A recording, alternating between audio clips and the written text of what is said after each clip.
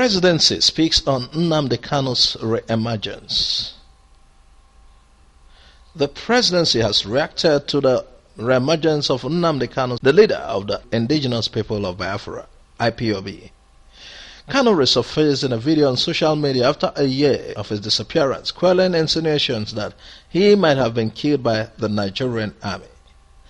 In a video, the IPOB leader promised to return to Nigeria from Israel. But in an interview on BBC Hausa service, President Muhammadu Buhari's spokesman, Garba Shehu, said Kanu's reemergence has vindicated the Nigerian government. It happens to be true. The video footage showing Mr. Nnamdi Kanu, the truth has been revealed about his alleged assassination against Nigerian governments, Shehu said. This fairy tale went up to United Nations General Assembly, where some IPOB members staged a protest accusing Nigerian government of kidnapping and even killing of Mr. Kanu, Shehu added. The presidential aide noted that Kanu's trial will resume upon his return to Nigeria. Meanwhile, the Department of State Service, DSS, has denied aiding Kanu's escape from his Umuahia home in September 2017. Senate rejects inclusion of Southeast in Security Council. The Senate on Tuesday rejected a motion for the inclusion of Southeast representatives in the National Defense Council and the National Security Council. The motion was sponsored by Senator Victor Ume and seconded by Senator Enyinia Abaribe. Leading the debate on the motion, Senator Ume lamented that none of the service chiefs appointed to the National Defense Council and the National Security Council comes from the Southeast of Nigeria, as firmly enshrined in the Constitution through the spirit and principle of federal character. He said that the defense and security advice relayed to the President by members of the Defense and Security Council, which excludes security officers from 5 states that make up the southeast of Nigeria, may not likely represent fairness and equitability. Fashola statement, eye-opener for Ndigbo in APC, said Omahi.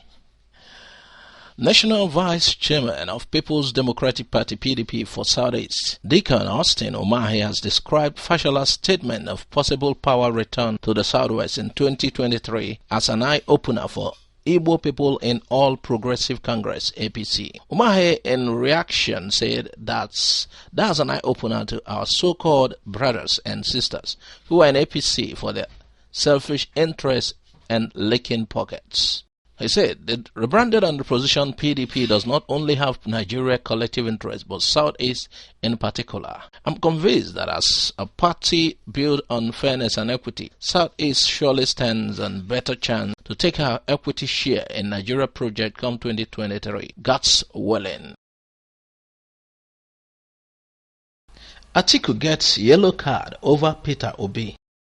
The People's Democratic Party presidential candidate Atiku Abubakar was yellow-carded on Tuesday by the Northern Youth Leaders Forum over his choice of former Governor Peter Obi as running mate. Mr. Peter Obi, the group sent Atiku a dire message: drop Obi or loss. The youths tabled their demand at a meeting on Monday with former President Olusegun Obasanjo, now Atiku's godfather. They asked Atiku to review the choice of Obi if he hopes to earn the North's support. The group, which prides itself as the apex body of 46 youth organizations in the North, threatened to mobilize its over 6 million members against the PDP and its presidential candidate if Atiku failed to take its advice. The national chairman of the group, Comrade Elliot Afio, who spoke in Abeokuta, the Ogun State capital, after a meeting with former President Obasanjo, claimed that the body has been instrumental to the electoral victories of successive presidents since 1999. He claimed to have played a major role in incumbent President Muhammadu Buhari's victory, and has also played a critical role in reconciliation between Atiku and Obasanjo. According to Afio, the group had equally intimated the former president of their position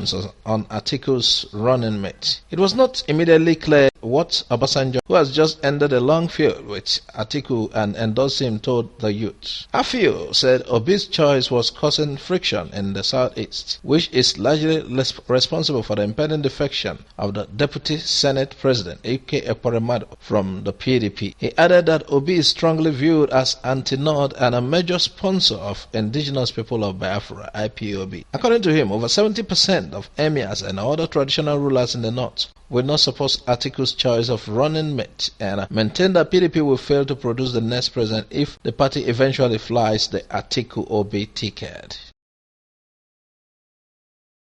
Please, let's unite for our unity. Ohanaeze Ndigbo begs IPOB. The Ohanaeze Ndigbo Youth Wing has called for tactical collaboration between the indigenous people of Biafra, IPOB, and leadership of Ohanaeze Ndigbo for the progress and development of the Southeast. The group made a call in Owerri in a statement issued by Mr. Osman Nkeoma, its National Publicity Secretary, after its 5th National Executive Committee meeting, NAC. The group, however, dissociated itself from the pronouncements of Nnamdi Kanu when he called on the Igbos not to vote in 2019 general elections. It said that by differentiating themselves during election, the Igbos would be encouraging rigging, and this would not help Nigerians, especially the Igbos, to take the mantle of leadership. The leadership of Ohanaeze Ndigbo youths worldwide still stands on a restructured Nigeria. We will canvass for and vote for the presidential candidate who buys into our restructuring ideas. We are Igbos. We have a stake in the Nigerian project. We will vote because if we fail to, the election will still hold and Nigeria will continue. Boycotting the elections will not benefit anyone, it said. The group urged all reasonable Igbo persons resident working or doing business in Nigeria to vote during the elections. The group also thanked God for keeping the life of Nnamdi Kanu, but his recent declaration has proved contrary to most unpopular belief that Ohanaeze Ndigbo has no hands in his travails and sudden disappearance. We therefore advise the IPOB to toe the line of intelligence and smartness and have a tactical synergy with Ohanaeze Ndigbo leadership. Movements all over the world that are IPOB in nature are usually involved directly or indirectly with partisan politics, it said. The group called on the federal government to proscribe IPOB, saying the group had not done anything wrong when compared to activities of headsmen. Southeast governors to rebuild palace of Nnamdi Kanu's father. Pro-Biafra group commends Ikpeazu over assurance to rebuild palace, as other pro-Biafra groups reject IPOB's latest Jerusalem declaration. Indications have emerged that state governors in southeast region of the country are planning to rebuild the palace of the father of Nnamdi Kanu, the leader of the indigenous people of Biafra. Following this, no fewer than 5 pro-Biafra groups commended Governor Ohaneze of Abia State for his assurance that the southeast governors would rebuild the palace of the monarch, which was damaged by the Nigerian army during an attack on the IPOB leaders. In a statement issued in Abakaliki and signed by Comrade Emeka Ibekwe for Biafra Independence Organization, Comrade Philip Umena for Igbo Revolutionary Movement, Comrade Sunday James Achu for Eastern People's Renewal, Reverend Quincy Olisa for Biafra Clergy Network, and Comrade Victor Abanaka for Biafra Security Network. The groups further appealed for close relationship among Ndigbo and other ethnic nationalities in Igbo land. They said the leadership of the 5 pro-Biafra groups met and resolved to work and promote a conscious brotherhood and synergy among all pro-Biafra agitators. The group commended the governor of Abia State, Dr. Nnamdi, for his assurance that the southeast governors will rebuild the palace of the father of Nnamdi Kanu, which was damaged by Nigerian army. They also appealed for close relationship among Ndigbo and other ethnic nationalities in Biafra land. We agree to work together as one family in unison with other pro-Biafra groups that could not attend our meeting. Pro-Biafra groups should intensify efforts in grassroots sensitization and mobilization for greater home awareness of Biafra referendum that will determine the acceptability of Biafra by the people of Biafra. Pro-Biafra groups should explore necessary means, including political, economic, and religious means for effective actualization and restoration of the sovereign state of Biafra. We shall be involved in the political determinations of governance of our region. We shall be stakeholders in electing, deciding, and establishing a Biafra-oriented political force that will not be a stooge in National Assembly and state governments. We'll round up with this story. It's a nice one. Kanye West gives $73,000 to Chicago mayoral candidate Amara Enya, who is backed by Chance the Rapper. When Chance the Rapper endorsed little-known candidate Amara Enya for Chicago mayor, she had just $67.54 in her campaign bank account and faced tens of thousands of dollars in fines from Illinois State Board of Elections.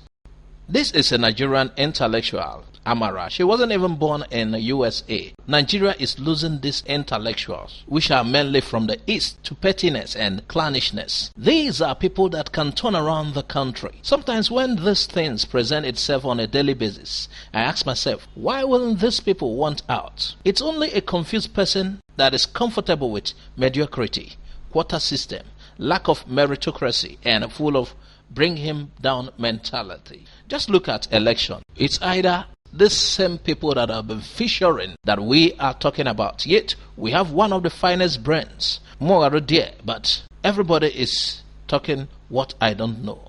See what you're trying to say? It mustn't just be about two parties, same people featuring every time in the election. We have our best brand. Vote for credible people, people who you know can give you results.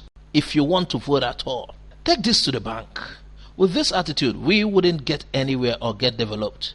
It might hurt, but it's fact. Nejisi na Chicago. We are happy that you are putting our name in the global stage. You see, there's what we call brain drain. Because of how things are being done here, a lot of our intellectuals move out to, you see them doing well abroad. Meanwhile, she is an Igbo and we're proud to identify with her. Thanks for listening to Igbo Area TV. Please subscribe to our YouTube channel for more updates. You can also visit our Facebook page and like the page. You can join our Facebook group, Igbo Area TV. God bless you and bye for now.